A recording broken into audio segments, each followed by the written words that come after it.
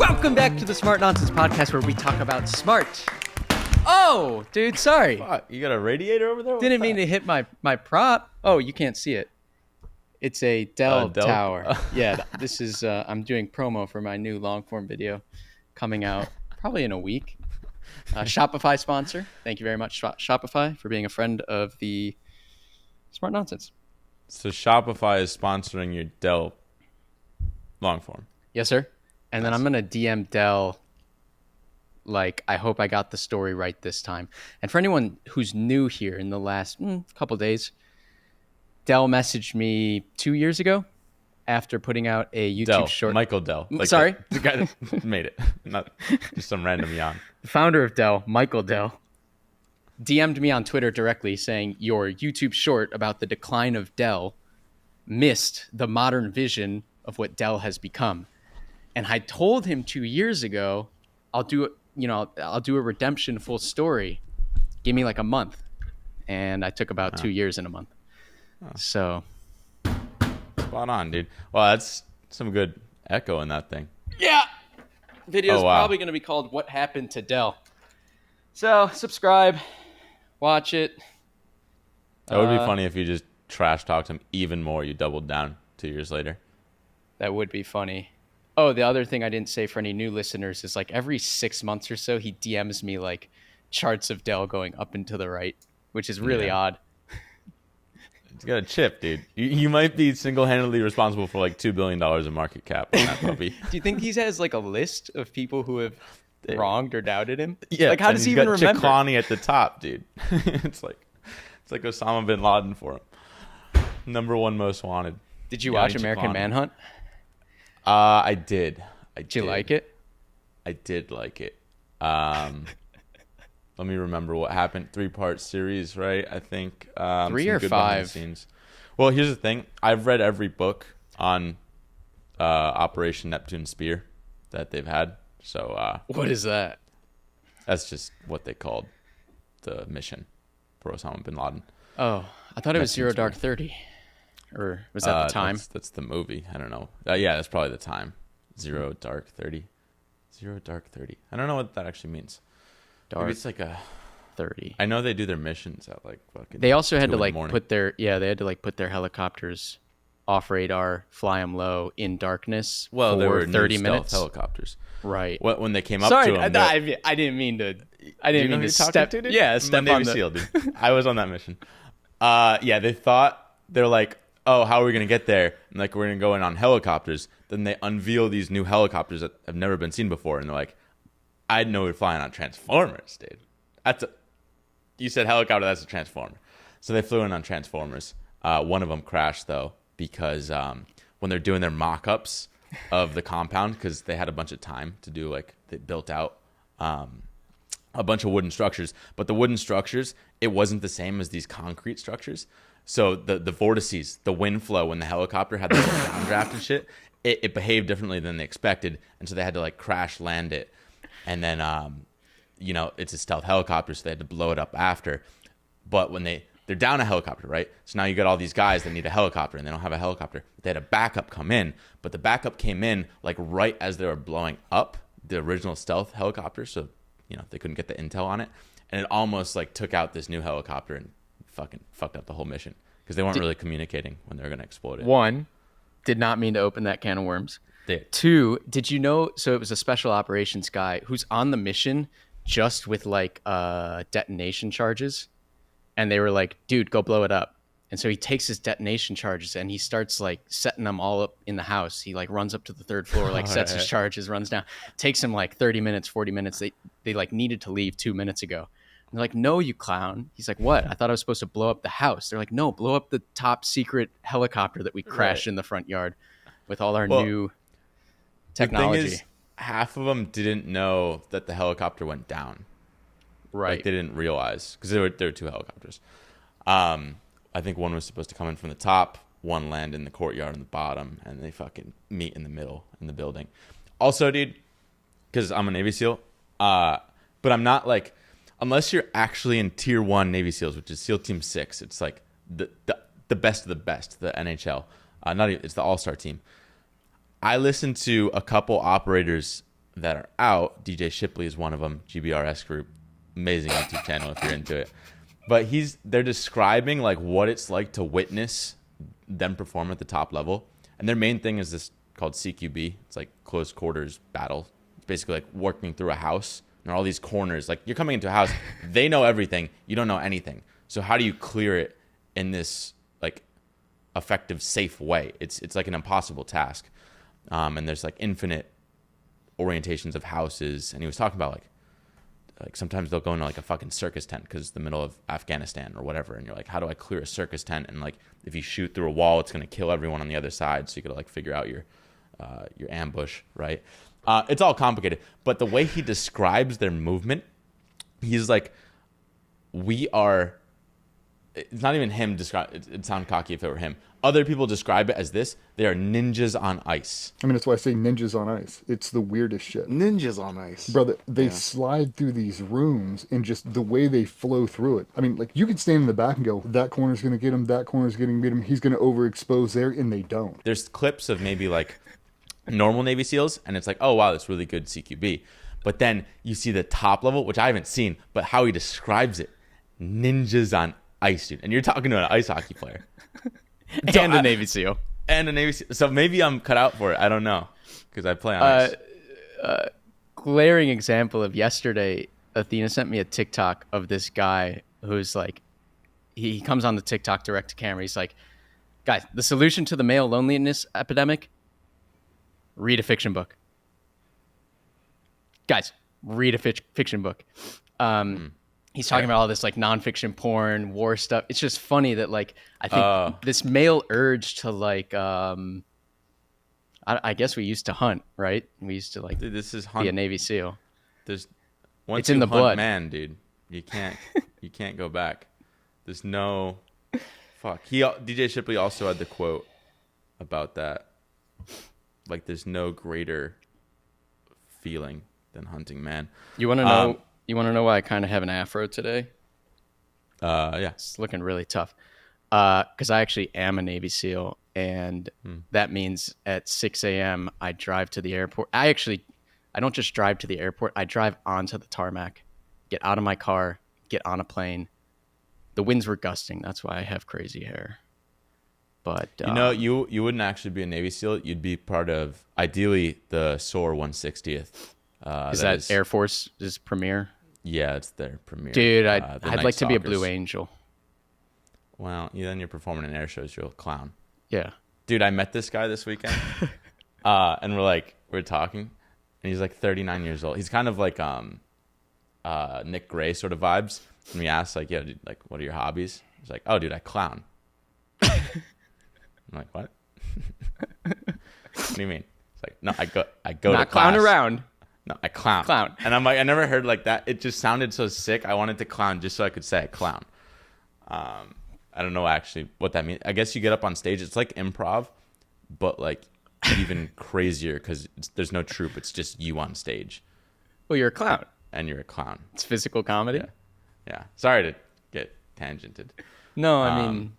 No, you're a Night Stalker. That's really all we do here. No, that was actually... I met him, one of... You remember Philip Ruffini's? Yeah. Yeah. He had a birthday party / meet his girlfriend party.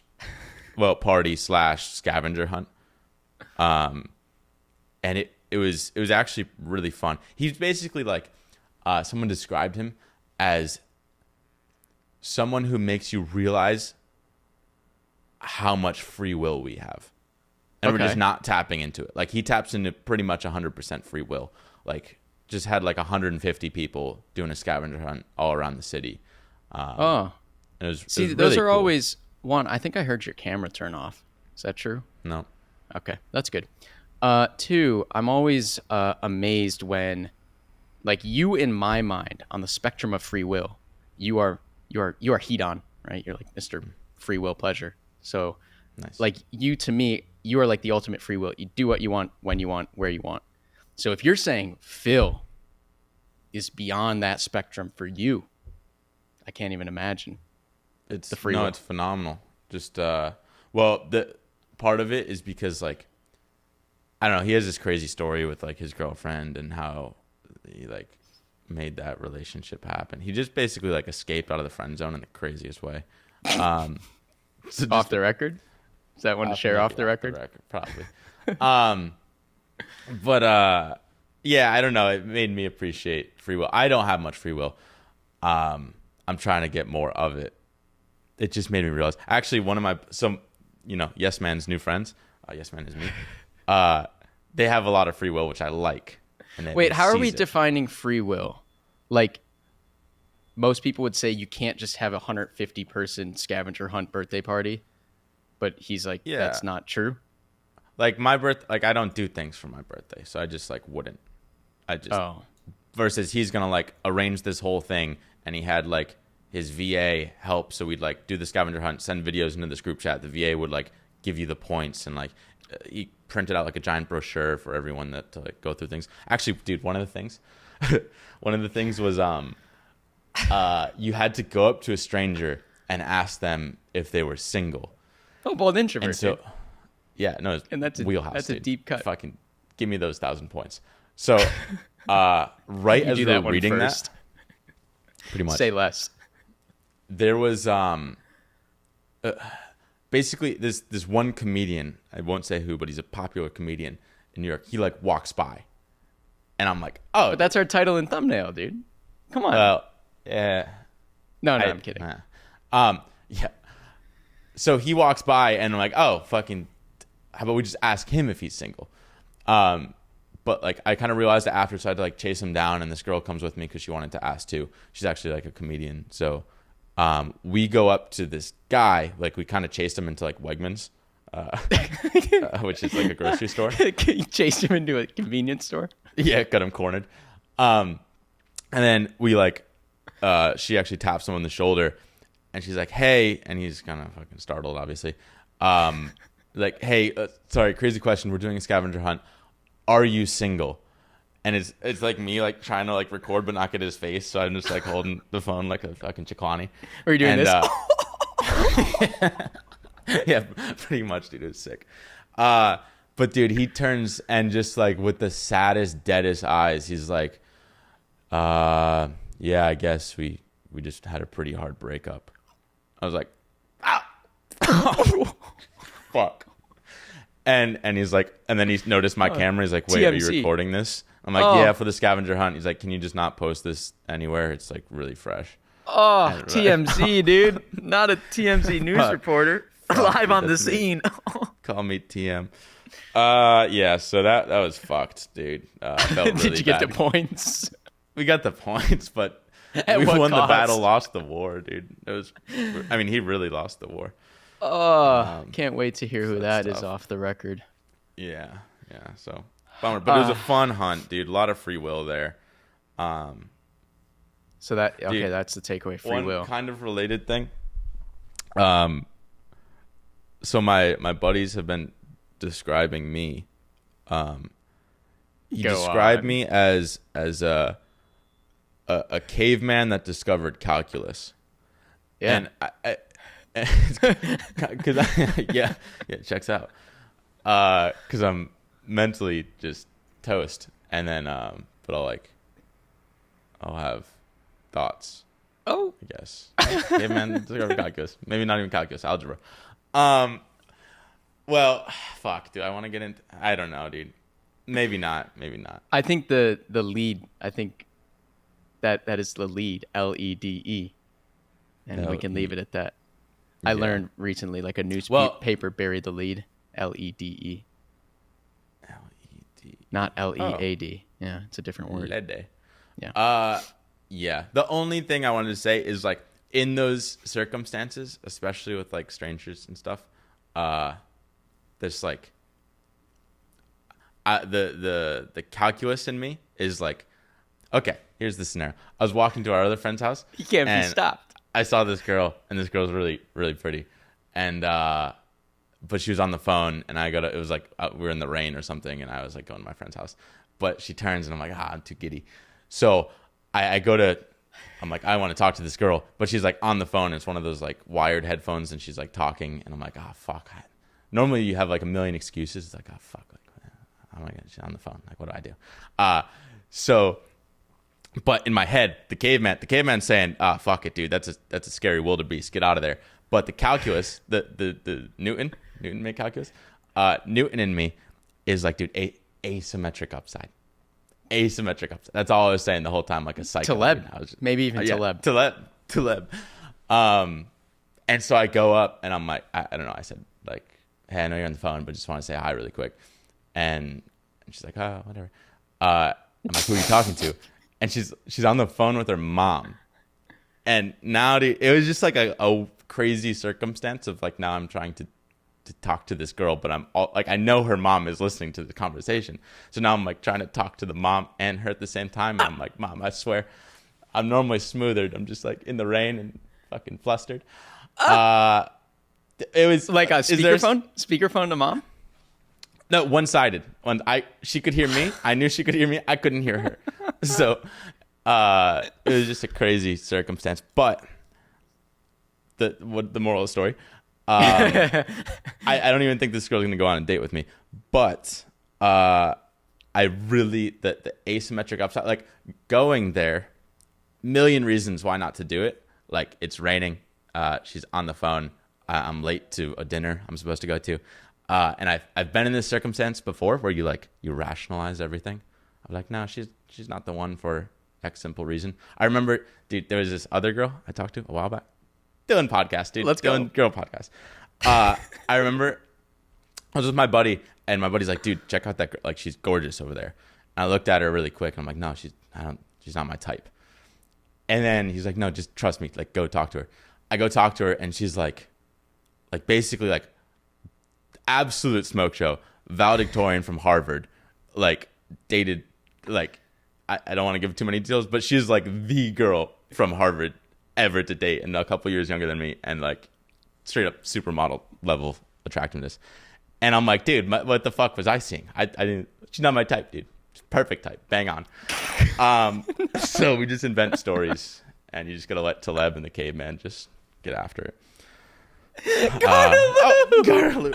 Fuck. Dude, Wait, actually, no. Actually, that's a fake Gardeloop because I want to talk about something. You sent me a nice. Well, I could add on to that, but I feel like I killed it. All right, let me add on to that. Asymmetric upside. You're totally right. This is the asymmetric downside pod where you talk about right. people, and the upside is we get 109 views. The downside is we talk about everyone. So that's not good. But I want to talk about that nice Kevin Systrom you sent me. Oh, nice. Are we going to roll that here? No.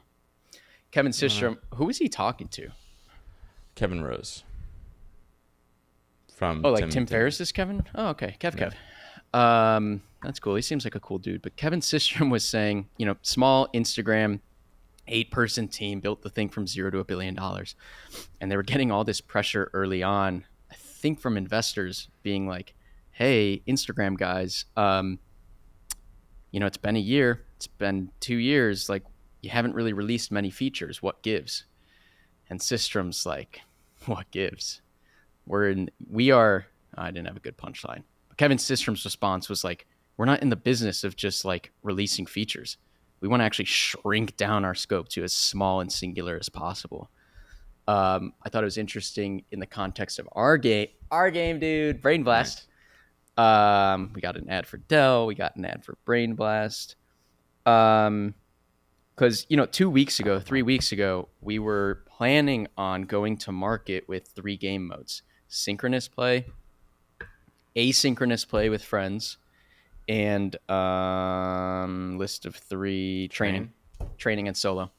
And solo.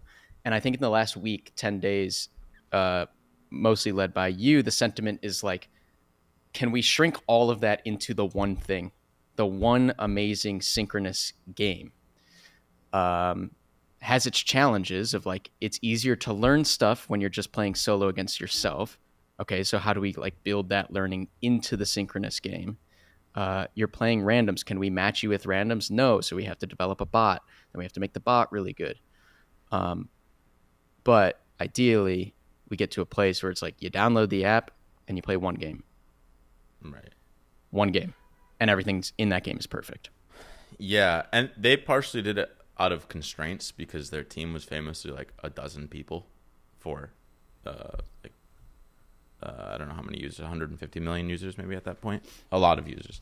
And so they're like, no, we're just gonna nail like filters and uploading, and then fuck it, the rest, like we don't have to add features to that because that is just all we need, and we're gonna make it as good as possible. Same thing with the game. Hey, dude, normally we don't get into the business stuff unless I'm jamming it down our throats. This is good. And Spiegel was similar, right? Like there's a lot of pressure, lot of pressure to do more. And Spiegel, Pickaboo, his main thing was like, how can we do less better? How can we just make sending and receiving and then captioning photos the best ever? That's our one thing. Right. And it's so easy to not do that. But like again, modeling a lot of this after chess.com, and like I use chess, I just play multiplayer. Same thing like Call of Duty, I would just play multiplayer and never play like solo and stuff. Just like that's what the people want. Granted, maybe not the most effective way to study, but we can make it more effective, and just the sheer amount that you're playing, if we're only focused on that by like making it as addicting as possible, I think it outweighs having this other mode. And then just basically divide the company in two when you have to build two products like that. Here's just game. Yeah, divide the company in two, and also to users, right? Like imagine they download this thing and there's 3 game modes. It's like, which one am I meant to do? Which one actually makes my SAT score better? We just give them one, just the game. You just play people synchronously over math problems. And you're also going to get a better SAT score if you just do that. Take some finagling, though. That's the fun part, solving the little puzzles. Dude, I will say, I am now learning. I didn't realize it till now, but when people ask, like, what do we do? We can now say that we're in tech. Wow. We're in tech. And then they're going to say, what kind of tech? And then, I haven't gotten to part 2 yet. But I thought like you have to be technical to be in tech, but we're not, and we're in tech. Gonna lose, dude. That's so nice.